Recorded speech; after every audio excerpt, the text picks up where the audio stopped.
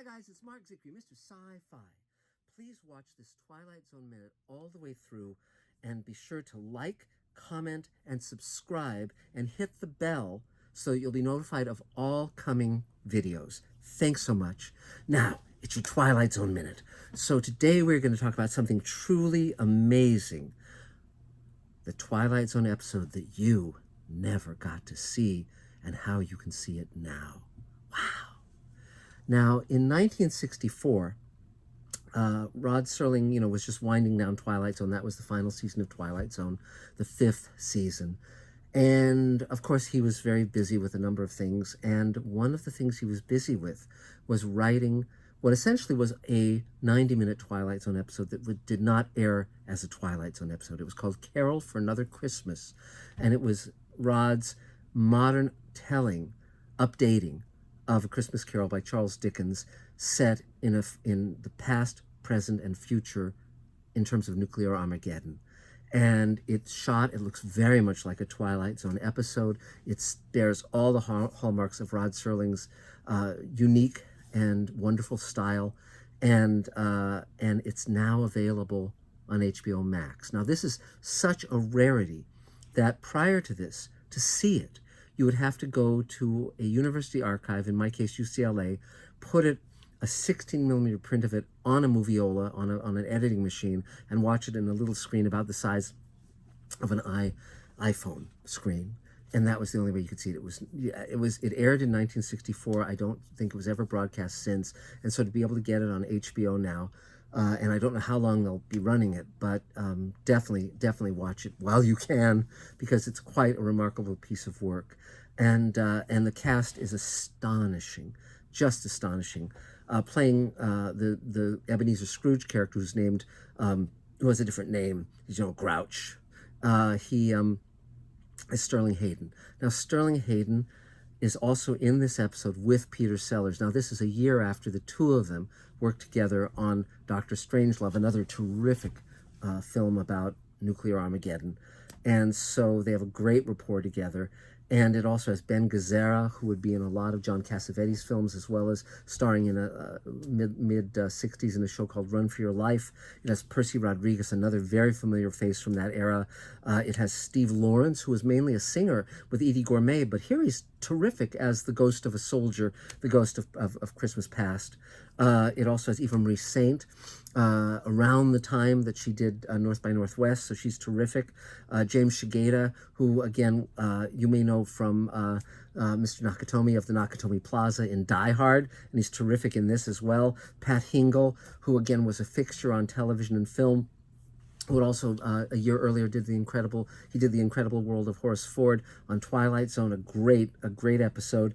It's got Robert Shaw. This is a decade before he would be in Jaws and deliver his performance for the ages, but he's great in this as well, as I mentioned. And there's a very young Britt Ekland that is wonderful in this. Now, it was written by Rod Serling. It's an original script by Rod Serling. It was directed and produced by Joseph L. Mankiewicz, who was the brother of Herman Mankiewicz, who wrote Citizen Kane. So it's an all-star lineup. And the thing about this episode is that it's really a Twilight Zone episode in every way, shape, and form. It uses a lot of very clever tricks of lighting to show different elements, and it's basically about the notion that you cannot be... It's a quote that Rod was very fond of, which is "No man is an island," the John Donne quote, and he used it in Twilight Zone, and he uses it here as well.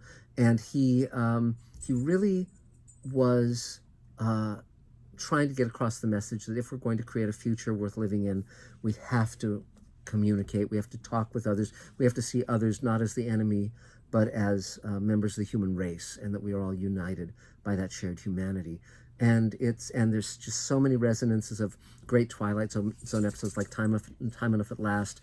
You keep expecting in the sequence that takes place during the atomic holocaust, post-apocalyptic, let us say, for Burgess Meredith to pop up and from that episode. And there's just many wonderful things. And the interesting thing also is there's one point where we're at Hiroshima shortly after the bombing, and Rod is talking about how all these children were killed, and the ones who survived were irreparably scarred.